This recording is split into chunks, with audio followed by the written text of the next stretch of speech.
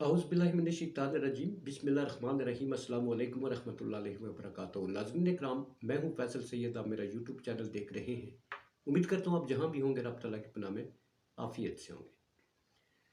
नाज़रीन, DGISPR और supreme court of Pakistan की तरफ से भरपूर एक्शन का आगाज़, इस सिलसिले में बात करते हैं। और दूसरे, पार्लियामेंट में आज फिर वज़ीर आज़म और ख्वाजा आसफ साहब की तरफ से सुप्रीम कोर्ट को कैसे ललकारा गया, इस पे बात करते हैं। नाज़रीन, आपको मालूम है कि माहौल बड़ा गर्म है। कोई अदारा नहीं बचा जो इसकी जद में ना आया हो। ये जब से पिछली हुकूमत का खात्मा हुआ उसके बाद से लेकर अभी तक, पहले आप देखिए कि फ़ौज निशाना थी। फ़ौज के ख़िलाफ़, साबिक़ आर्मी चीफ के ख़िलाफ़, फिर मुख्तलिफ़ जलसों में जो नारे लगवाए जाते रहे, फिर जो सेमिनार हुए उसमें पहले फ़ौज निशाना थी। फिर फ़ौज को फेवरेट बना के सुप्रीम कोर्ट ऑफ पाकिस्तान को निशाने पर रख लिया गया। अहम अदारे हैं दो जिनका सुपरमेसी जो है वो आइन में दर्ज है। पार्लिमान की अपनी हैसियत है, सुप्रीम कोर्ट ऑफ पाकिस्तान अदलिया की अपनी है, और पाक फ़ौज की अपनी। ये बड़े मजबूत रियासती सतून हैं। अगर ये सतून जो है खोखले कर दिए जाए तो मुल्की निज़ाम कैसे चल सकता है, कौन चला सकता है? और ख़ास तौर पर इस मुल्क का निज़ाम चलाने वाला एक अदारा पार्लिमान ही जब दूसरे अदारों को ललकारना शुरू कर दे और ये कहना शुरू कर दे कि हम बाइख्तियार हैं, बाकी बेख्तियार हैं, तो वहाँ पर फिर महाजराई की ऐसी एक लहर उठती है कि जो अगर उसको कंट्रोल ना किया जाए तो मुल्क तबाही की तरफ जाता है। अवाम तो तबाह हाल है ही।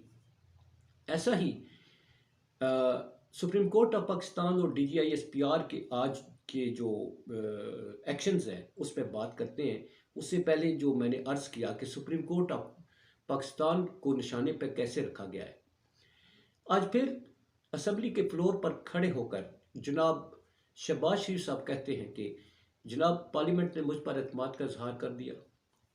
180 लोगों ने, हालांकि वो कहा जा रहा है 160 है, और वो जो 20 लोग शामिल किए गए वो हैं जिन पे अदालती फैसले के मुताबिक वो हिस्सा नहीं ले सकते वोटिंग में।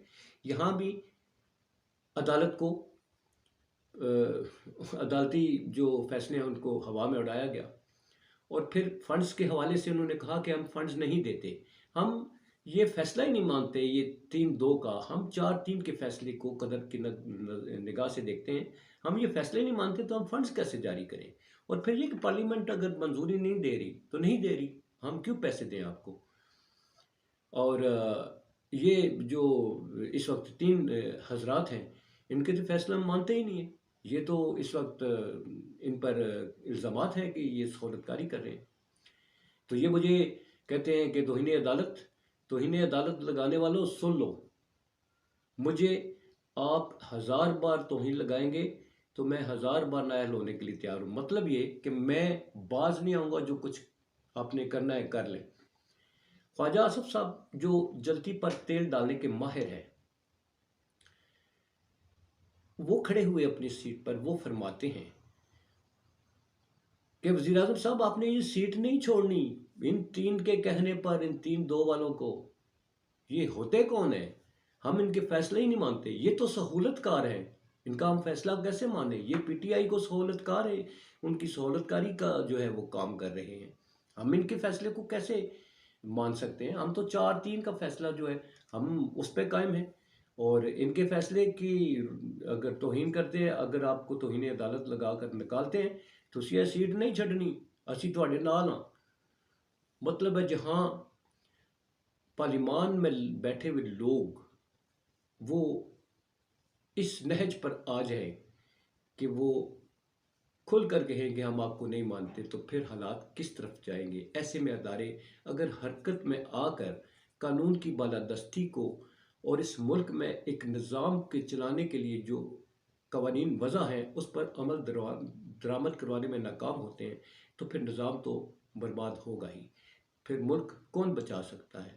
صرف پارلیمنٹ میں بیٹھے ہوئے لوگ، چند لوگ ملک بچائیں گے جو اداروں کے ساتھ ٹکراؤ اور جو نظام چلانے میں اہم کردار ادا کرتے ہیں، اسٹیبلشمنٹ اور عدلیہ، اس کے ساتھ آپ بیٹھے ہوئے 160 لوگ چلائیں گے. آدھی پارلیمان وہ بھی پوری نہیں ہے، آپ کہاں کی جمہوریت لے کے بیٹھے ہوئے ہیں؟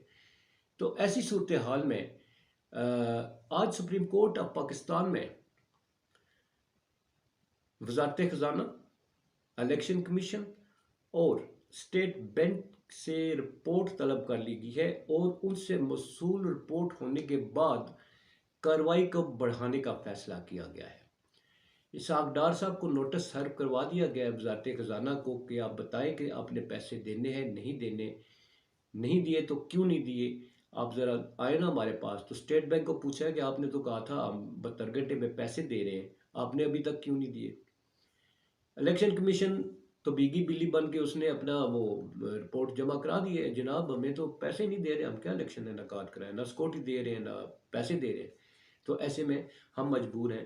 اب دیکھتے ہیں کہ وزارت خزانہ اسحاق ڈار صاحب جو ہے وہ ایسی اچھل کود کریں گے سپریم کورٹ میں اگر طلب کیا جاتا ہے. تو اب کہا جا رہا ہے کہ اس جو نااہلی کی تلوار کی زد میں آنے والے جو ہیں وہ وزیر اعظم صاحب ہیں، اسحاق ڈار صاحب ہیں، خواجہ آصف صاحب ہیں. اب دیکھیے کہ حالات کس طرف جاتے ہیں. البتہ عدالت نے کمر کس لی ہے کہ آئین کی بالادستی کے لیے ہی وہ کسی حد تک جانے کے لیے تیار ہیں. یہ 3-2 کا فیصلہ مانتے ہیں یا نہیں مانتے یہ تو وقت ہی بتائے گا، یا عدالتوں پر حملہ آور ہوں گے حسب سابق تو یا پھر آئین کو مانیں گے. مذاکرات اسی 3-2 کے کہنے پر کیے جا رہے ہیں. حالانکہ انہوں نے تجویز دی ہے، انہوں نے فیصلہ نہیں دیا. فیصلہ دیتے تو پھر دیکھتے کہ وہ بھی عمل درآمد ہوتا ہے یا نہیں ہوتا. دوسری طرف D G I S P R نے بڑی امپارٹنٹ سٹیٹمنٹ دی ہے جی. وہ انہوں نے کہا ہے کہ آپ کو معلوم ہے 3 دن پہلے ان سے باجوہ صاحب کے بارے میں سوالات کیے گئے، انہوں نے کسی سوال کا جواب نہیں دیا. آج ظاہر ہے وہ اکیلے کو لائن نہیں لے سکتے، پوری ایک فوج کا ترجمان ہوتے ہیں D G I S P R. تو انہوں نے اب جو سٹیٹمنٹ دی ہے ظاہر ہے وہ فوج کی طرف سے سٹیٹمنٹ ہے کہ سابق آرمی چیف جنرل باجوہ کے حوالے سے جو اس وقت بحث کی جا رہی ہے ان کے بیانات کو تروڑ مروڑ کر بیان کیا جا رہا ہے. پاک فوج کے ادارے کے سابق چیف کو اس کے بیانات کو، اس کی سٹیٹمنٹس کو، اس کے ساتھ ہونے والی میٹنگز کو جو کہ سامنے نہیں آتی، یہ ان کی پرسنل میٹنگز تھیں، ان کو بھی ڈسکس کر کے ان میٹنگز میں جو گفتگو ہے اسے تروڑ مروڑ کر پیش کیا جا رہا ہے. اب اس پہ فوج نے یہ ان کی سٹیٹمنٹ کو آپ ذرا دیکھیے تو اب فوج بھی ایکشن لینے والی ہے. یہ نسیم زہرا اور حامد میر صاحب نے بڑا اچھالا ہوا ہے ان دنوں جنرل باجوہ کی ساتھ گفتگو کر کے ہم انڈیا کے ساتھ جنگ نہیں کر سکتے، ہمارے پاس ٹینک ہیں جو وہ چلنے کے قابل نہیں ہے، ہمارے پاس فیول نہیں ہے، ہمارے پاس عددی طاقت نہیں ہے، ہمارے پاس سارے ایکوپمنٹس ہمارے اس قابل نہیں ہے کہ ہم بھارت کا مقابلہ کر سکیں. بھارت میں ان کی ان بیانات کو لے کے ایک شور اٹھا ہوا ہے کہ پاکستان جو ہے وہ بھارت سے خوفزدہ ہے، پاکستان فوج ایٹمی لے کے بیٹھا ہوا ہے، اس کے پاس تو اتنی سکت ہی نہیں ہے کہ ہمارا مقابلہ کر سکے. تو آج D G I S P R نے اس سب کی روشنی میں کہا ہے کہ ہم اتنی صلاحیت بھرپور قسم کی رکھتے ہیں، ہمارے پاس جو اللہ کے فضل سے ساز و سامان ہے وہ اس قابل ہے کہ ہم یہ جنگ اگر چھیڑی گی تو انڈیا کی سرزمین پر جا کر لڑیں گے.